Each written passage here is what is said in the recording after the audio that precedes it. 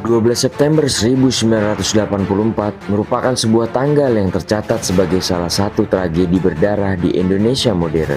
Tragedi ini dikenal sebagai tragedi Tanjung Priuk. Dalam satu malam, puluhan nyawa melayang, banyak lainnya luka, dan sebagian tak pernah benar-benar tercatat. Peristiwa ini tidak hanya meninggalkan korban jiwa, tapi juga luka panjang yang hingga hari ini belum sepenuhnya disembuhkan. Ini bukan kisah perang, bukan pula pemberontakan bersenjata. Ini adalah kisah tentang warga sipil, aparat negara, dan sebuah malam ketika peluru menjadi jawaban atas keresahan. Untuk memahami tragedi ini, kita harus mundur beberapa hari sebelumnya. Dan semua itu berawal dari sebuah musola kecil dan selembar poster.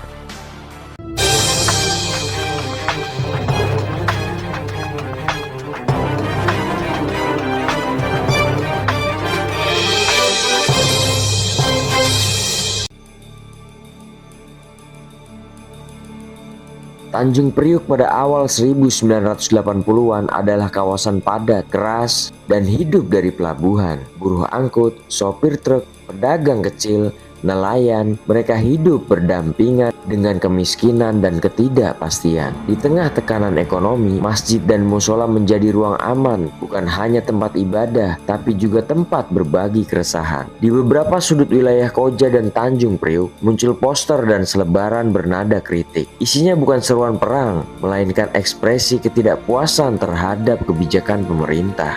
Namun, pada masa itu, perbedaan pendapat sering dianggap sebagai ancaman, dan pada tanggal 7 September 1984, sebuah langkah kecil justru menyalakan api yang besar.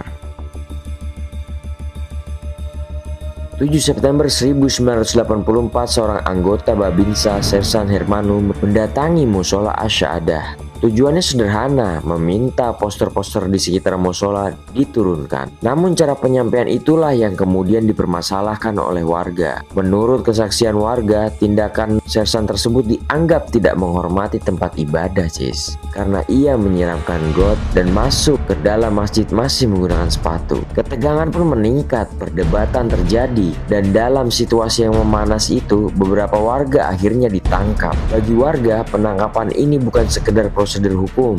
Ini terasa seperti peringatan bahwa suara mereka tidak boleh terdengar. Penangkapan ini tidak meredakan keadaan, justru malah sebaliknya, ia menyatukan kemarahan yang selama ini terpendam. Di tengah ketegangan itu muncul satu nama, yaitu Amir Biki, seorang tokoh lokal yang dikenal berani bersuara. Ia menyerukan agar warga berkumpul menuntut pembebasan mereka yang ditahan.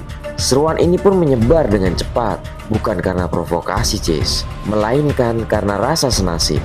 Malam 12 September 1984, ratusan warga bergerak menuju kantor Koramil dan polsek setempat. Mereka datang tanpa senjata, membawa spanduk, teriakan, dan kemarahan yang lama dipendam. Namun mereka tidak tahu, bahwa malam itu akan menjadi titik tanpa jalan kembali. Malam itu, aparat keamanan sudah bersiaga. Situasi dinyatakan genting. Ketika masa semakin mendekat, perintah diberikan, dan kemudian tembakan pun dilepaskan. Suasana berubah menjadi kacau.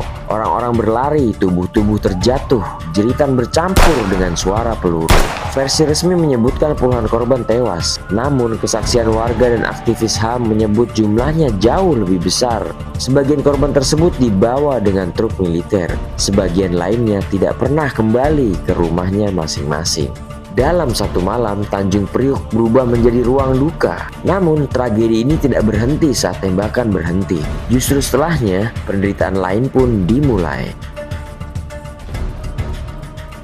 Pasca peristiwa itu, puluhan warga ditangkap. Sebagian mengalami penahanan tanpa proses hukum yang jelas. Sebagian mengaku disiksa, sebagian lainnya hilang. Keluarga mencari kemana-mana, ke kantor polisi, ke markas militer, ke rumah sakit. Namun jawaban yang mereka terima selalu sama, tidak jelas. Bagi keluarga korban, ketidakpastian ini adalah hukuman kedua, Dan ketika waktu berlalu, pertanyaan tentang keadilan pun mulai menggema. Tahun demi tahun berlalu, tragedi Tanjung Priuk tidak dilupakan, tapi juga tidak benar-benar diselesaikan. Kasus ini akhirnya dibawa ke ranah hukum puluhan tahun kemudian. Namun banyak keluarga korban merasa keadilan datang terlambat dan tidak sepenuhnya menjawab. Perbedaan angka korban, perbedaan versi peristiwa, dan minimnya pengakuan penuh membuat luka itu tetap terbuka, Cis. Dan di titik inilah kita harus bertanya, apa arti keadilan bagi mereka yang kehilangan segalanya? Tragedi Tanjung Priuk bukan hanya tentang masa lalu. Ia adalah pengingat tentang apa yang bisa terjadi ketika suara rakyat dibungkam. Di balik angka korban ada ayah yang tak pulang, ada ibu yang menunggu, dan ada anak yang tumbuh tanpa jawaban. Selama kebenaran tidak sepenuhnya dibuka, selama luka tidak benar-benar diakui, tragedi ini belum benar-benar berakhir. Pertanyaannya sekarang bukan hanya apa yang terjadi malam itu, Cis, tapi apakah kita bersedia mengingat agar hal serupa tidak pernah terulang lagi? Oke, Cis, sekian ruang kami kali ini. Bila kalian suka, dukung kami terus ya, Cis, dan sampai jumpa di ruang kami selanjutnya.